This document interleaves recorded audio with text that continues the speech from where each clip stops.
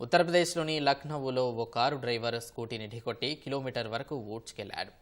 ఈ ఘటనలో స్కూటీపై వెళ్తున్న ఇద్దరు ప్రాణాలతో బయటపడ్డారు. లక్నోలోని కిసాన్ పాత్ ఫ్లైఓవర్పై నిందితుడు కారుతో స్కూటీని ఢీకొట్టాడు. అనంతరం స్కూటీని కిలోమీటర్కు వరకు ఈడ్చుకెళ్లాడు. పక్కనే ద్విచక్ర వాహనంపై వెళుతున్న వారు ఈ తతంగాన్ని చిత్రీకరించి పోలీసులకు అందించారు.